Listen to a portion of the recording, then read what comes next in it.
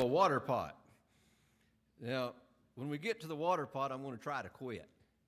Now, it's kind of strange, I thought, in reading through the Bible that there's only 3 times that we have mention of water pots. All here in the book of John. 2 occasions in chapter 2, 1 here in chapter 4.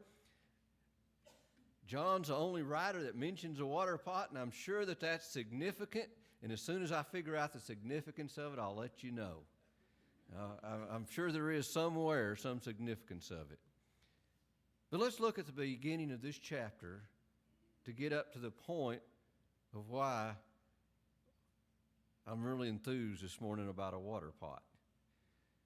If you go to John chapter 4, here Jesus Christ is doing his work and his ministry here. And if you remember chapter 3, if you remember in John chapter 3 when Jesus Christ had that conversation with Nicodemus, and he told Nicodemus that you must be born again, you must be born from above, and all of that discourse there about the spiritual birth and how that takes place, and how that if we are born of the Spirit and we are born again, it is because God has given us that birth. God has given us spiritual understanding. He's given us spiritual eyes. He's given us spiritual ear. It all comes from God. And he's had that conversation with Nicodemus. Well, here in chapter 4, he's going to have another conversation with a different type of person. And he begins chapter 4, and we see that it said the Lord knew how the Pharisees had heard that Jesus made and baptized more disciples than John. And I only read that verse for one reason. I just want to point out one little thing. You know who are the ones that are baptized? Disciples.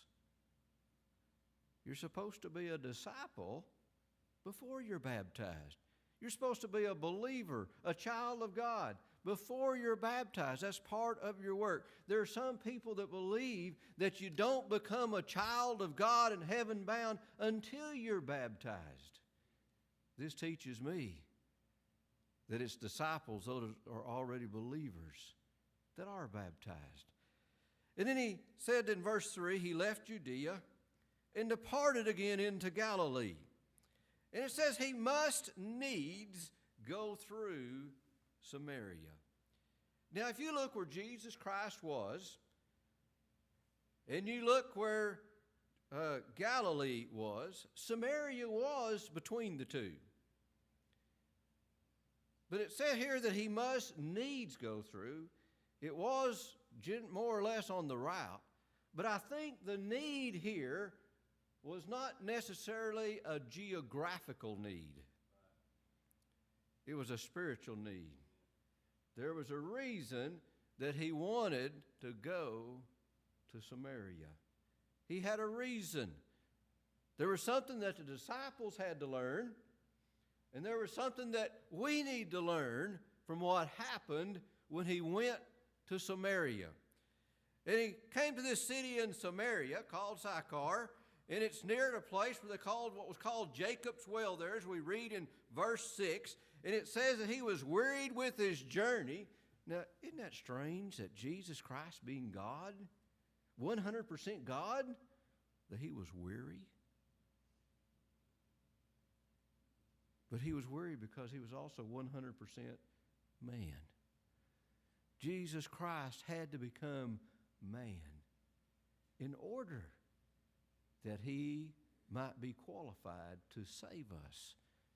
He had to become man in order to be our Redeemer. And he was 100% man. Instead, he came and sat there near the well, and it was about the 6th hour. Now, that was by our time. That was about noon, the heat of the day. So here it was at lunchtime, and it says in verse 7, there cometh a woman of Samaria to draw water. Now I want to make a little comparison real quick between the one that Jesus Christ has just talked to back over in John chapter 3 and compared to this woman. Now, let's think about it and see which one that we would have wanted to talk to. Now, I, as a preacher, I want to look at this and see which one of these two I would want to preach to. Which one of these would we want to come and be a member of our church? All right, let's look at first in John chapter 3. Here's Nicodemus. In that account there, you read that Nicodemus here was a man that was coming, and he was of high rank, a man of great rank. He was probably a member of the Sanhedrin court. He has high reputation. He was probably pretty well off financially. But also notice that he came and sought out Christ. But he came at night. Now compare that to this woman here in John chapter 4. First off, instead of a man, it was a woman. Whereas Nicodemus was one of high rank, here was one of low rank, low esteem. Nicodemus was highly thought of. He was a member of the Sanhedrin. This woman, some have called a harlot. We know that she had 5 husbands, and the one that she'd had at this point, she wasn't married to. She was of low reputation. And whereas Nicodemus sought out Christ, here in this case, Christ seeks out this woman. And the one happened at midnight, or at night. This one's getting ready to happen at noon. It's almost the opposite on every case, isn't it? 2 different types of people, 2 different situations, 2 wholly different things happen here. And yet, what's the end result? Both of them end up serving the Lord. They both end up good. I like the way both of these accounts end up. Now what that tells me is that the Lord uses different ways to work on different people. Different people need different things. Now, I wish, now this is really stupid to even say this, but I wish I had the knowledge that Jesus Christ had. He knew exactly what Nicodemus needed. He knew exactly what the woman at the well needed. And he gives us what we need to get us to the point where we need to be. Aren't we thankful for a God who has that wisdom and that knowledge and that love to give us what we need? So it says here in verse 7 of chapter 4, there cometh a woman of Samaritan to draw water. Must have been poor. She couldn't have hired somebody to do it. Jesus saith unto her, give me to drink. Now, Jesus Christ was alone. The disciples had went into the city to buy the meat, it says in verse 8, to buy the food that they needed for lunch and possibly for supper. They'd went into the city, left him alone there. Then in verse 9, then saith the woman of Samaria unto him, how is it that thou, being a Jew, askest a drink of me, which is a woman of Samaria? For the Jews have no dealings with the Samaritans. Now, to give you a little bit of history here, this area that's called Samaria, when the children of Israel, and you can find this back over in Joshua chapter 16 and Joshua 17, when the children of Israel come into the promised land, and when the land was divided out amongst all of the 12 tribes, this was the area that was given unto Ephraim and to the half-tribe of Manasseh. Now, have you ever wondered and thought about this? You know there was 12 children of Jacob, and we have 12 tribes. That makes sense, doesn't it? Every tribe gets one shot of land, one piece of land, right? Did it ever occur to you that the Levites didn't get any land? So how come we have 12 tribes if the Levites were mixed amongst all of them because they were the priesthood? Well, the reason being Joseph's 2 sons, Ephraim and Manasseh, each were treated as a separate tribe. This was their land here that was Samaria. And then as time went by, there was, as you know, of these 12 tribes, the 10 northern tribes had a little problem. They didn't like to go down to Jerusalem and worship. And they revolted. So it was 10 tribes in the northern and 2 tribes in the southern part, and they worshiped in different places. And we begin to see a little bit of a problem. And then you can go into 1 Kings, and it's about chapter 12, I believe it is, and you can see where King Jeroboam had brought a bunch of evil pagan worship into Samaria. And there began to be a problem between those in Samaria and those of rest of Israel. And then as time went on, and both the northern kingdom and the southern kingdom, as we know, were conquered and fell. This was long after the time of King David and King Solomon. And you remember how that there was the captivity in Babylon. And after a while there in Babylon, a remnant of the Jews got to go back to Jerusalem and to rebuild the city.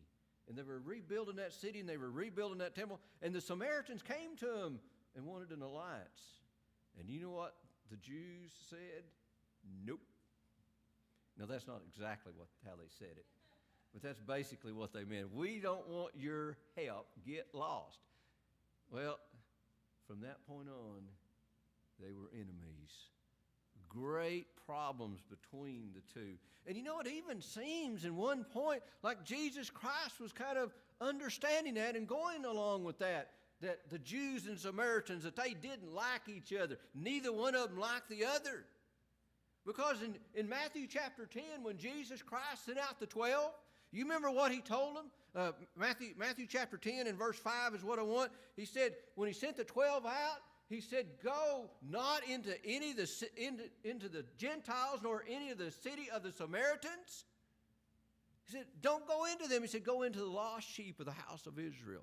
So Jesus Christ himself had told his 12 not to go into the city of the Samaritans.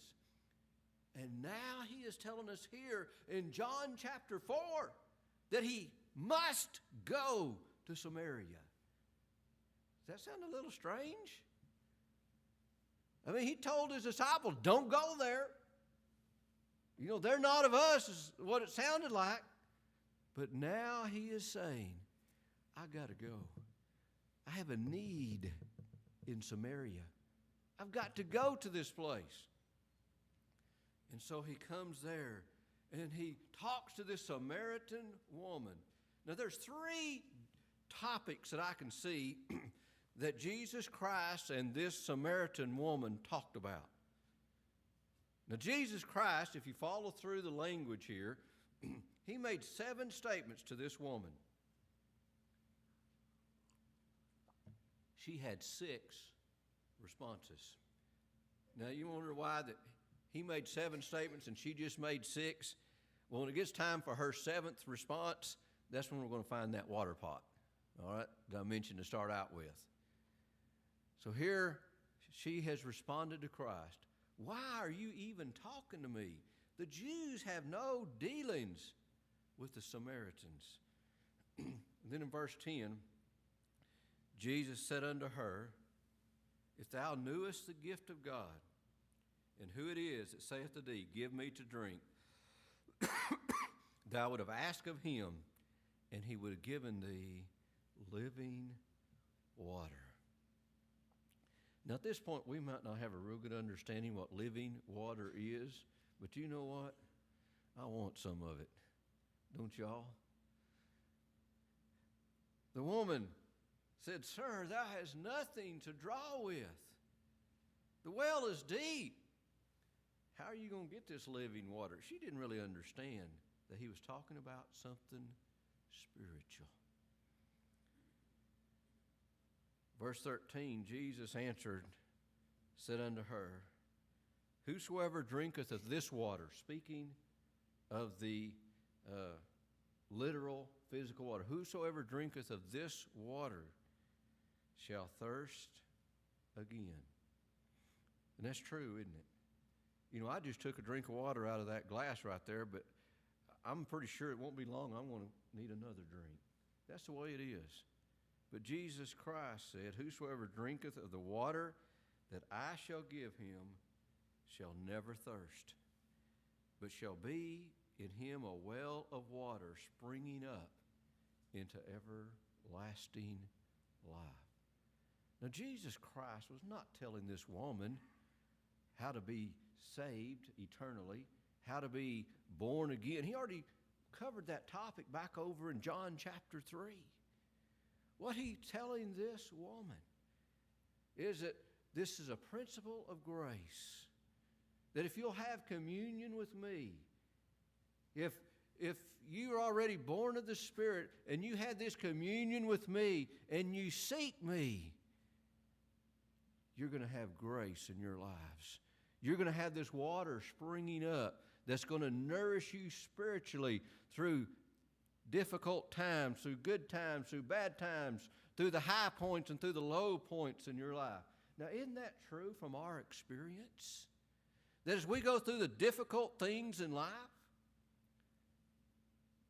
that what sustains us is that spiritual water that we get.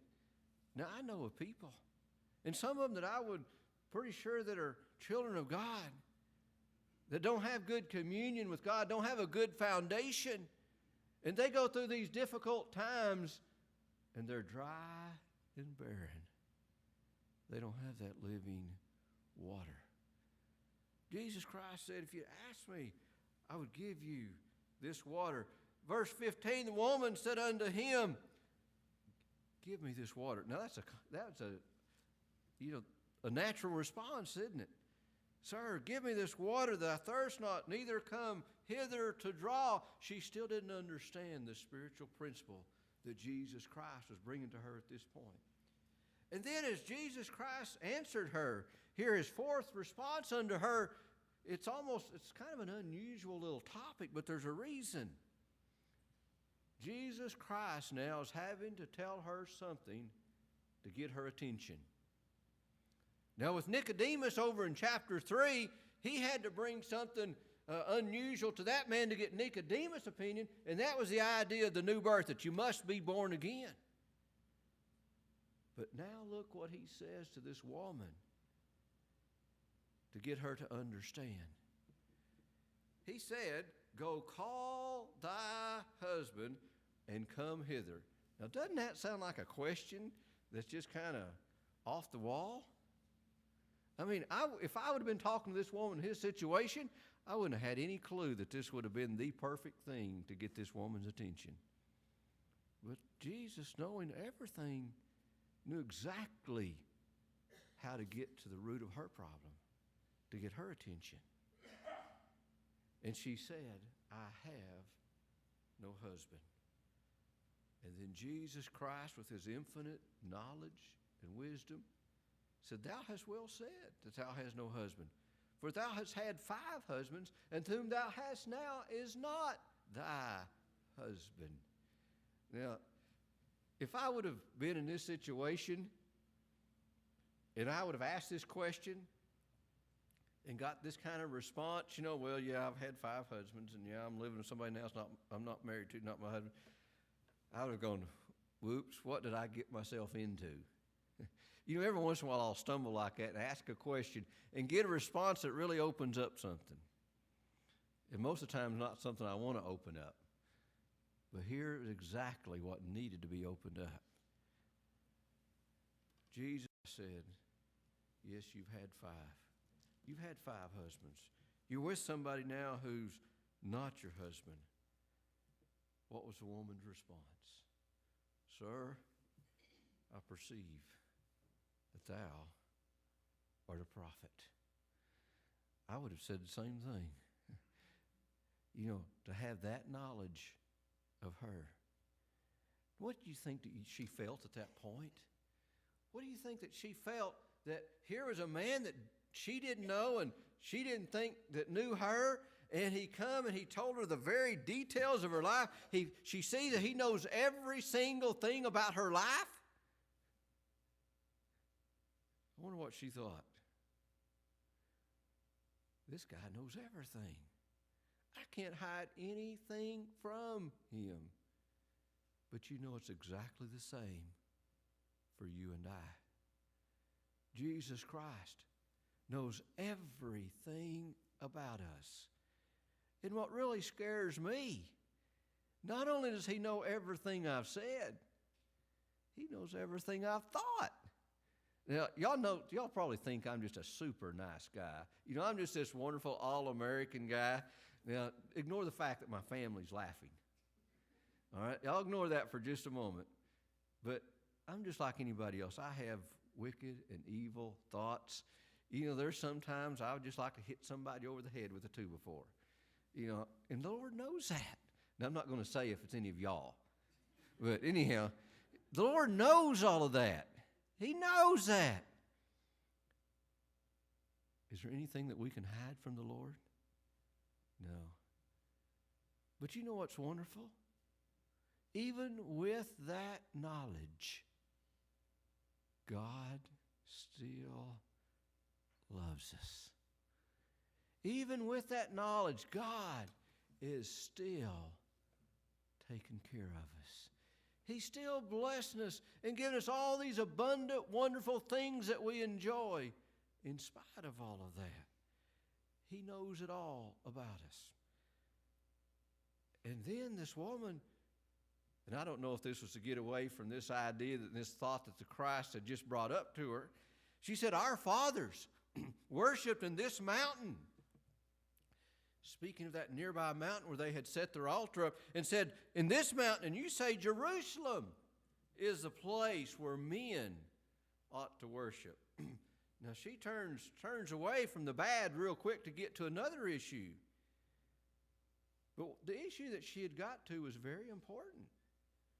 In fact, if you do a lot of the study, this was a lot of the contention between the northern tribes and the southern tribes, is a place where we ought to worship. And Jesus Christ and his response. Now, by the way, when Jesus Christ responded to people, he was not politically correct.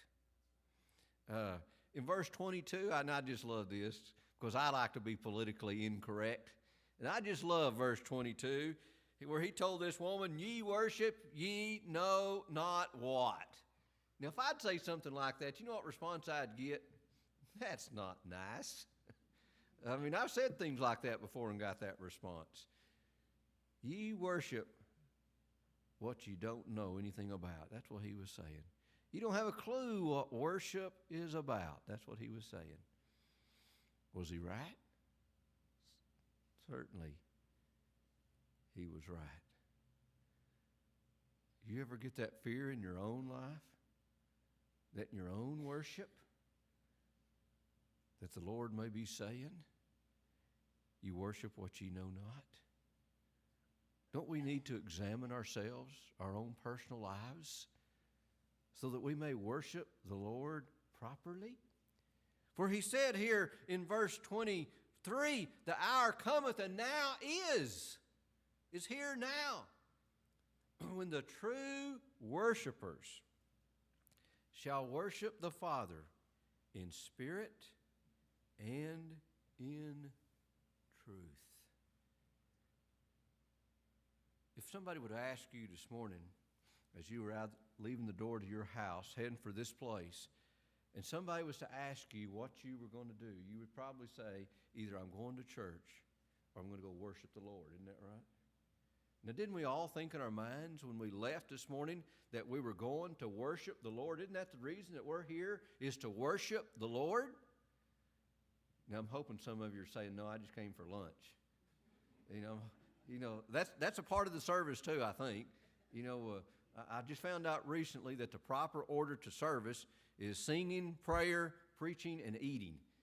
I always thought, we just had the first three, but I understand now that you got to include that fourth one to have a proper service. But anyhow, we're here to worship and serve the Lord.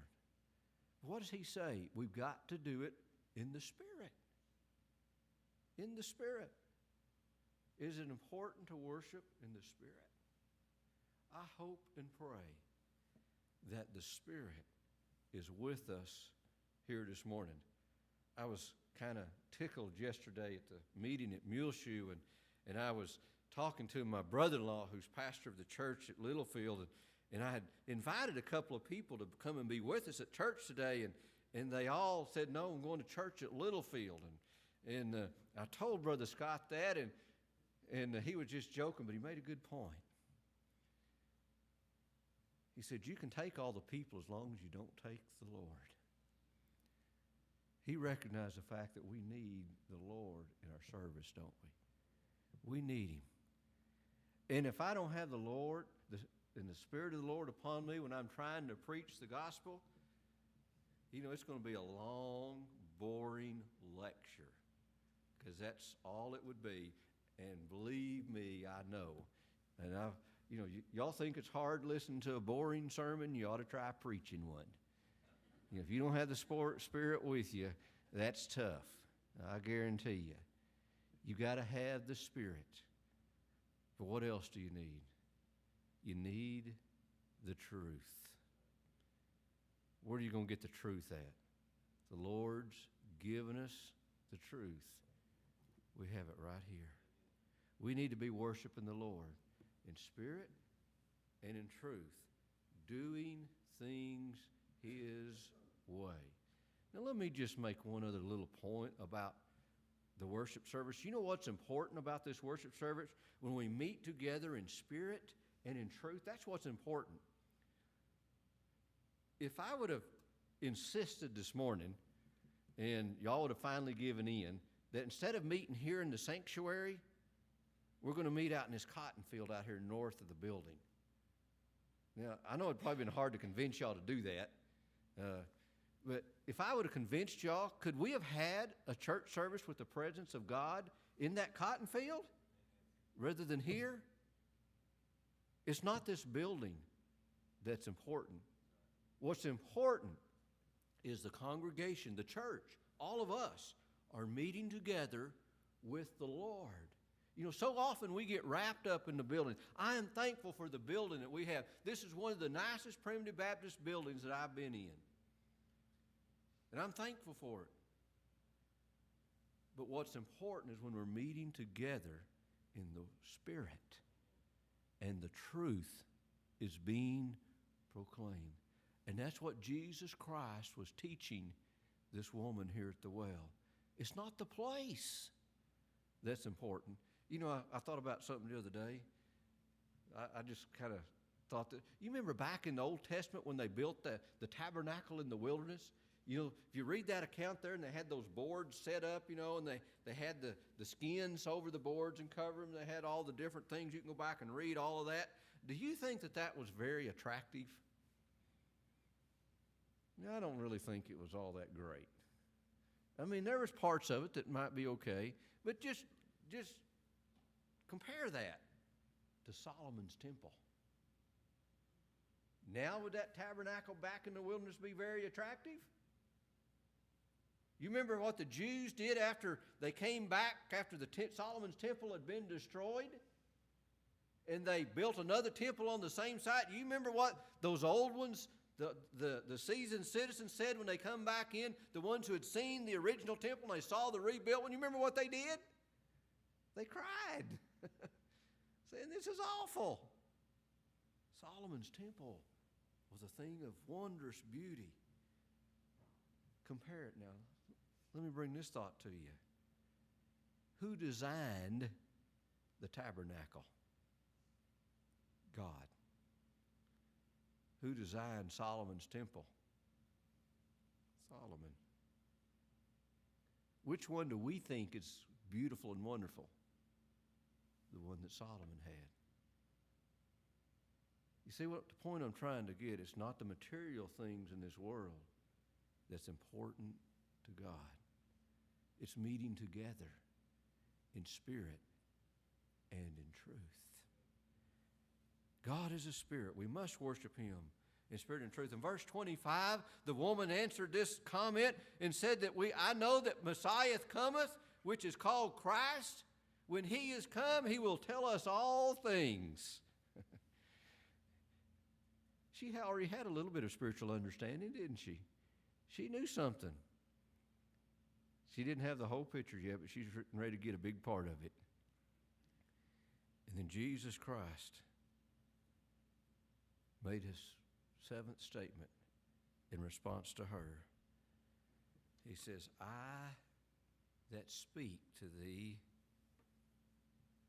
am he. Now, I just think about this sometimes and laugh. You remember all of those intelligent theologians. Now, if you want to know what that means that means smart preachers. All of these smart preachers that existed in this time, they kept asking Jesus Christ the question, if thou be the Christ, plainly tell us. You don't get much plainer than this, do you? If you're going to misunderstand this, you've got to have help. It's pretty plain, isn't it? I mean, it's real plain. I'm he. I'm the Messiah. That's pretty plain. I am he. He is the one that has all this truth. Now, what I want to think of now, and we're getting close to that water pot, and I know you are looking forward to it because that's when I said I was going to quit. All right? We're getting close to the water pot. All right? Here, he made this seventh statement.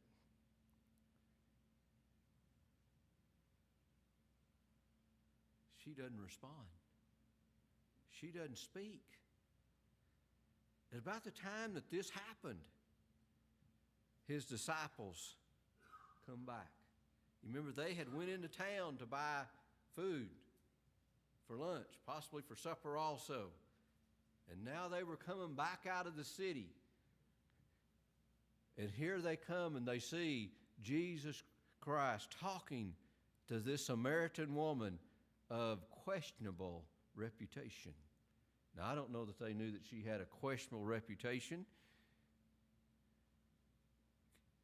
And when they get back, they do the strangest thing that you've ever seen from the mouth of a preacher. I mean, they were all preachers. You know what they said? Nothing. That's kind of strange for preachers, isn't it? All right, they said nothing. I mean, and it even mentions that here. And it says in verse 27, they marveled talked with the woman, yet no man said, what seekest thou, or what talkest thou to her? Nobody asked Christ a question or asked her a question. They stayed silent. Now I'm going to skip 28 because I told you I was going to quit at verse 28, and I'm not through yet. So we're going to skip 28 and come back to it, all right? Now, this woman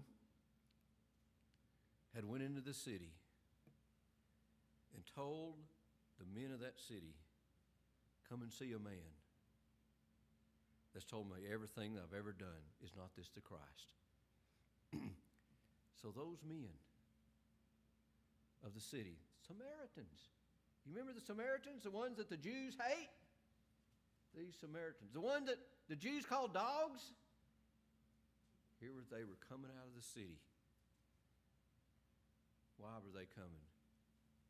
To hear the truth preached from the mouth of Jesus Christ. They were to hear the gospel preached. That's what they were coming for. Now, the reason I want to mention that, I want you to compare this Samaritan woman of low reputation to the 12 apostles that had been into the city. She was in the city, they had been in the city. 12 of them had been there. How many people did they bring back? These 12 preachers went into the city. They came back. How many did they bring back to hear the gospel preached? 0. Here's this woman, poor woman. How many did she bring out to hear the gospel preached? A whole bunch. Now, who's doing the better job of evangelism? Who's doing the better job of preaching and spreading the gospel? It was this woman, wasn't it? Now, the reason I want you to understand that, I don't care where you've been. I don't care what you've done. I care where you're at now and how you're serving the Lord. That's what's important. And if you're sitting in your pew this morning, or I'm standing here and we think, how can I ever be of service to the Lord? You don't know what I've done in the past.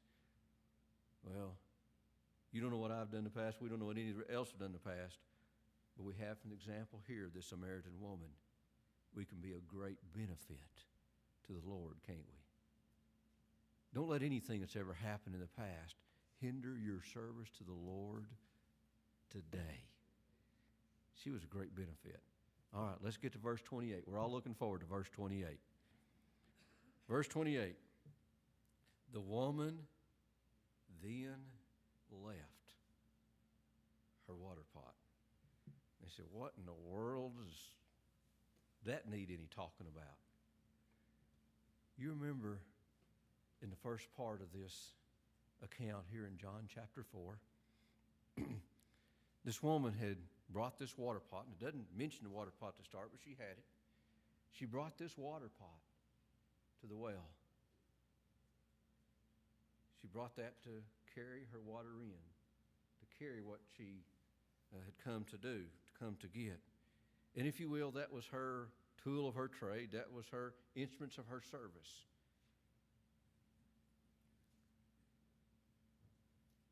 I want you to think of that for just a moment, rather than in a natural sense.